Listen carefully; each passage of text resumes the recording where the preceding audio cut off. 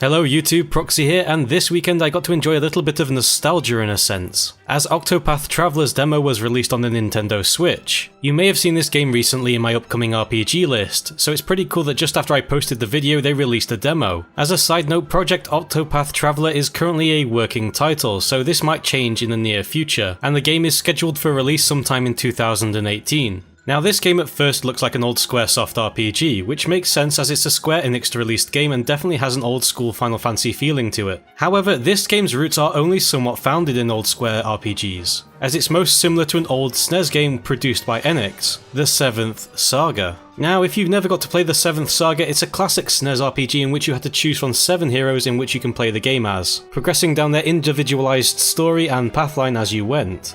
The game was well received for its non-linear progression, but not so much for its combat and other mechanics, but it was a great RPG game regardless. Now Octopath Traveler seems to be a spiritual successor of 7th Saga in some ways, but also has some classical Final Fantasy influences, and so far I've enjoyed what the demo has had to offer me. Now you will begin the game by picking one of 8 protagonists. Each has their own unique skill used for various things as well as an entire storyline dedicated to them, complete with backstory scenes to boot.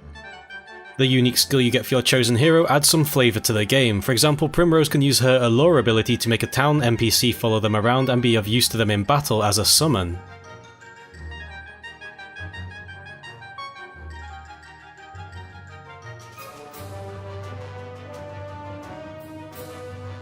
While Sir Olberic on the other hand can spar with town citizens, which has a few benefits of doing so.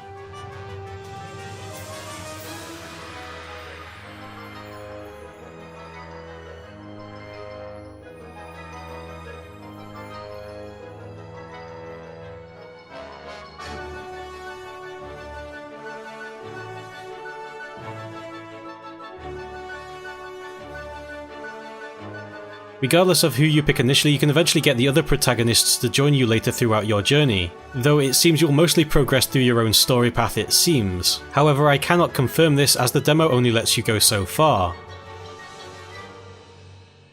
Each of the characters' initial stories are so far awesome. The voice acting is amazing and I personally love the crap out of this scene. That naughty mouth of yours belongs to me! Put it where it belongs, and if you please me to my satisfaction, I will overlook your impertinence. Master, go pleasure yourself. Go pleasure yourself. Man, I love that. The demo only lets you play 2 characters and allows you to explore their starting regions a little bit. But it's quite fun and I can see they want to give the players a lot of freedom and choice in how they wish to progress with a somewhat non-linear-ish world, much like you could in the 7th Saga. The combat itself is turn-based and it's important to use skills and weapons to exploit the enemy's weakness to break them, and the required amount of hits to break them is displayed in the form of shields. Once they are broken, they lose their turn and allow you to do more damage to them during that turn. Each protagonist has their own unique skill set and their attacks and skills can be powered up by utilising boost points, which can send your character into a frenzy damage state, hitting much harder than they would be able to usually. This means for most bosses in the demo you end up trying to break them, then using this power ability to do extreme amounts of damage. And I quite like the combat as it's reminiscent of old Final Fantasy games, with its own unique twists. And I'm assuming that the combat will be expanded upon further in the official release, but this is just what the demo currently offers. I do wish the combat contained an ATB system instead of being purely turn-based though. The voice acting for this game is good. In fact, it's really good. I wasn't expecting any voice acting for this game at all, so I was pleasantly surprised to hear it, and more so when the level of it was so damn good. The game is not fully voice acted, but the majority of cutscenes are, and they really set the scene for the story of this game. And I swear to God, the voice for Earnhardt sounds just like Sean Bean.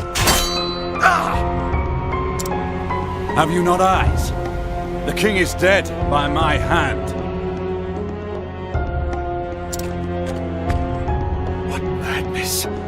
What treachery is this? Though I'm not sure if it is or not, as I couldn't find a listed source for it, but it really does sound similar to him. Graphically, the game is pleasant to look at, though the pixelation may put off some gamers with high standards, but I find the pixel art style quite charming. It's somewhat of an acquired taste, I admit, but I do like it, and the UI elements are polished and look very smooth as well. The music scores are great, but then most Square Enix games have outstanding music, so it's to be expected that the game's soundtrack is pretty damn high quality as well. Overall, I'm quite impressed by what the Octopath demo has displayed so far. It's really a throwback game to the old SNES RPG days when Squaresoft and Enix were in their golden era for game creation. Octopath's appeal might just be mostly nostalgia for me, and it's definitely targeted at a niche group of gamers rather than the mainstream. Octopath, alongside Zelda Breath of the Wild and upcoming JRPGs like Xenoblade 2, Fire Emblem Switch, Dragon Quest XI, Pokemon Switch and a multitude of other titles, is yet another reason why you should buy a Nintendo Switch if you are a JRPG fan. Well, that completes my experience with the Octopath Traveler demo. If you like this kind of content, don't forget to like and subscribe and drop a comment below if you have any questions. And as always guys, thanks for watching.